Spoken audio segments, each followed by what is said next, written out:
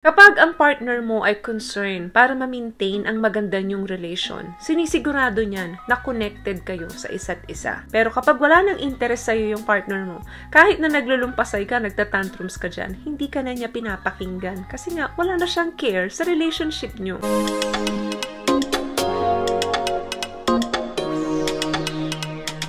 And for today's video is another concern video. Sabi niya, "Hi ma'am, magandang gabi po. Sana po ma-mention niyo po ako. Pwede po bang makahingi ng sign kapag ayaw na sayo ng isang tao? Feeling mo na awa na lang kaya siya nagstay. Ingat po kayo ma'am and God bless." Kumusta ka, Lalaine Meliares? Shout out sa'yo. Alam mo, the moment na nakaramdam kang ganyan or ini-start mo nang questionin yung inyong relasyon, inumpisahan mo nang tanungin yung sarili mo kung mahal ka ba talaga niya, bakit parang nagbago siya, is a signal na already na merong kailangang agapan or baguhin sa relasyon nyo. Signal na yan na nawawala na yung security sa relationship nyo. Okay, ang number one dyan kapag hindi na in love sa'yo ang isang lalaki man ito or mapababae, hindi na siya affectionate sa'yo. Normal sa atin na kapag mahal natin ang isang tao, kapag in love tayo sa isang tao, very affectionate talaga tayo sa kanila.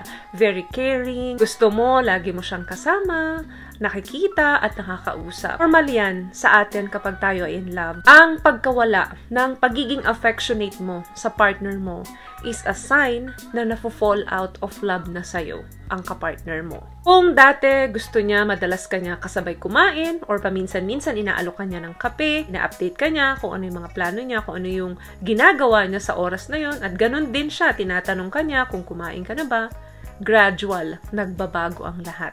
Konti-konti, mapapansin mo yan. Magtutuloy-tuloy at hanggang mawala na. Hindi na siya nakakaalala sa'yo kapag anniversaries nyo, dati kahit papano isang bulaklak or nababati ka niya. Tapos sa mga lalaki naman, madalas naaalala ng mga partner nyo yung mga special occasion, pero patuloy na nangyayari na nakakalimutan niya yun. Madalas lang nangyayari. Iba-iba ang expression ng pagmamahal natin. Mapapanood nyo sa video ko na 5 love language, nandyan mag-a-appear.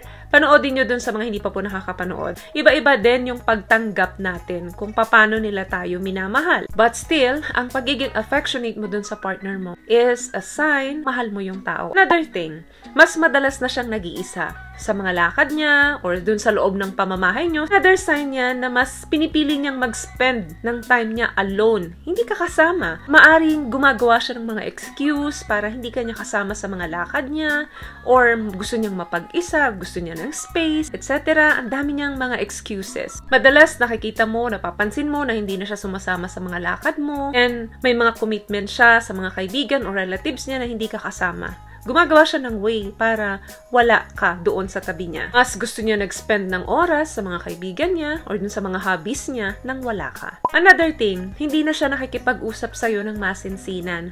Maaring nagkukwentuhan na lang kayo, hi, hello, or mabababaw na kwentuhan. Nag-disappear na yung mga interesting conversation between the two of you. Dahil nga, nag-decrease na yung loving affectionate niya sa'yo. Sa mga mag-asawa naman, madalas pinag-uusapan nyo na lang yung mga anak nyo, kung ano yung news, yung mga logistic topic na lang. Another thing, mapapansin mo distant na siya sa'yo. Ang mga lalaki, kilala talaga sila na hindi sila masalita pagdating sa kanilang mga emotions. At mapapansin mo yan sa kanilang mga actions. Hindi man sila madalas magsabi sa'yo ng mabulaklak na mga salita, pero sa action, bumabawi ang mga yan kapag mahal ka nila, kapag in love sila. Mapababae man yan or mapalalaki. Tapos mapapansin mo yan, very makwento sila kung ano yung nangyayari sa kanila. Sinishare talaga nila sa inyo yan.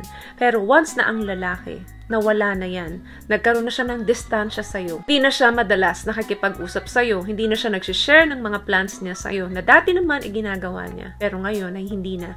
Sign na yan na hindi na in love sa'yo yung partner mo. Lalo na kung bumibilang na ito ng maraming buwan, inabot na ng taon, yung relasyon nyo, ganito na lang ng ganito yung nangyayari.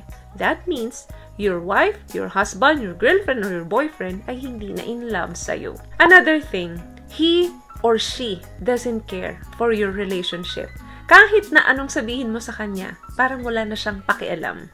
Parang ang naririnig niya na lang palagi, kundi ang sarili niya. Kapag ang partner mo ay concerned para ma-maintain ang maganda niyong relation, sinisigurado niyan na connected kayo sa isa't isa. And secure ka din sa relationship niyo. Of course, para magkaroon ka ng healthy and fulfilling relationship, kailangan nag-i-invest ka. Invest ng oras, invest ng emotions. He makes sure na palagi siyang naglalaan ng oras sa'yo. Palagi kanyang pinakikinggan kapag may issue yung relationship nyo, pinag-uusapan nyo kaagad. Makikita mo yan, especially sa mga lalaki. Kasi ang mga lalaki, pag nakita nila na nagtatantrums yung asawa nila or girlfriend nila, isa sa kahinaan nila yan eh. Gusto nila matapos agad at kausapin kaagad nila yung mga partner nila. Pero kapag wala nang interest sa'yo yung partner mo, kahit na naglulumpasay ka, nagtatantrums ka dyan, hindi ka na niya pinapakinggan. Kasi nga, wala na siyang care sa relationship nyo. Ito ay senyales na hindi na siya nag-i-invest ng oras at emotion niya sa'yo. Dahil fall out of love na siya sa'yo. Wala siyang pakialam kung ano yung feelings mo regarding doon sa relationship nyo. At hindi niya na gustong pag-usapan kung meron kayong issue. Hahayaan niya na lang, go with the flow na lang. So, anong gagawin mo kapag nandito ka sa ganitong sitwasyon? Of course, number 1, i-address mo kung ano yung problema, kung ano yung nagbago. Para alam mo kung ano yung gagawin mo. Kasi hanggat hindi mo alam kung ano yung pagbabago sa kanya or doon sa relationship nyo, hindi mo rin alam kung paano mo ito aayusin. Number 2, kapag ready ka na, kausapin mo yung partner mo kung ano ba talaga yung nangyayari at sa nagmula yung pagbabago niya.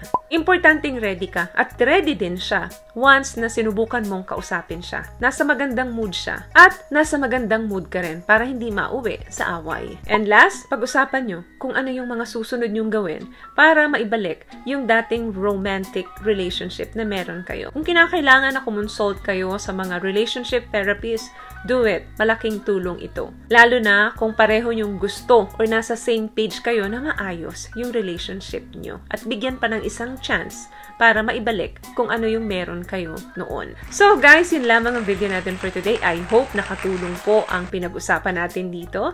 At kung nagustuhan niyo po ang ating video, pakibigyan lamang ako ng isang malaking thumbs up, comment down below. At sa mga hindi pa po nakakapag-subscribe, please consider to subscribe po. Libre po iyan. Once again, palagi po kayong mag-iingat at palagi po kayong manalangin.